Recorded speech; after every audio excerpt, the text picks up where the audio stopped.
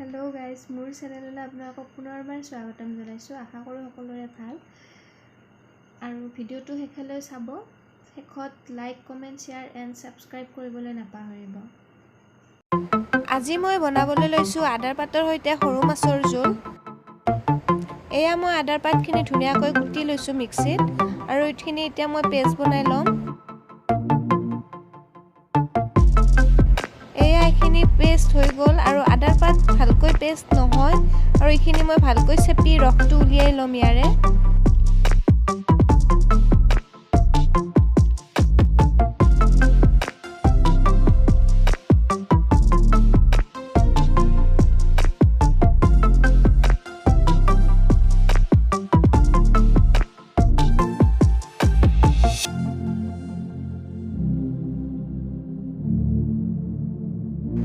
এয়া দেখিছেনে আপোনালোকে ইমান ধুনিয়া হেউজিয়া ৰস ওলাইছে আৰু আপোনালোকে অনেকৈ চেপি ৰসটো উলিয়াই লব এয়া মোৰ ৰস উলিওৱা হৈ গল এতিয়া মই কেৰাহীখন বহাই দিছো অলপমান গৰম হোৱাত মিঠাতেল দি দিছো আৰু এতিয়া মই এটা কাটি লোৱা ডাঙৰ পিয়াজ এটা ভাজি লম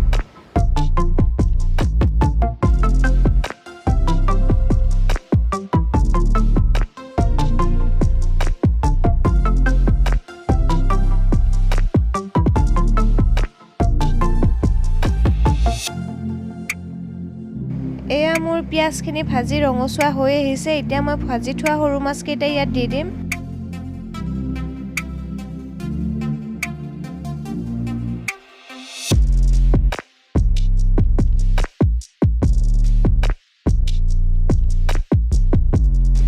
এইখিনি অকণমান সময় লৰোৱাৰ পিছত ইয়াত মই সোৱাদ অনুযায়ী নিমখ আৰু হালধি দি আদাৰ পাতৰ ৰসখিনি ইয়াত দি দিম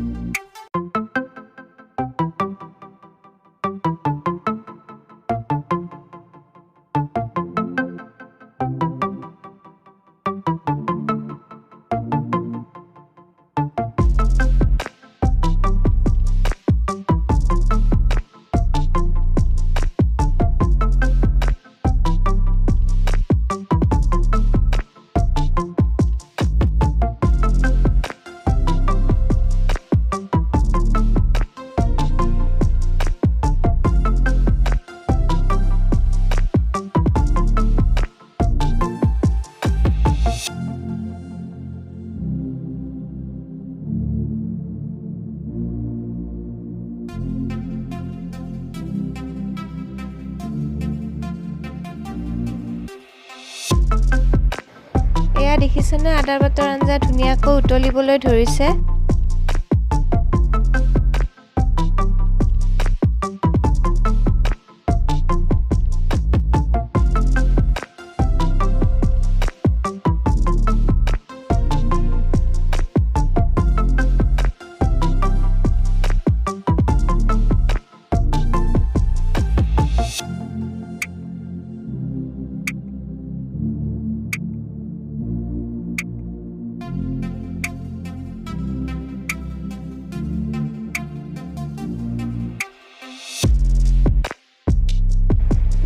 এয়া মোৰ আদাৰ পাতৰ আঞ্জা লাহে লাহে হৈ গল এতিয়া মই গেছটো অফ কৰি দিম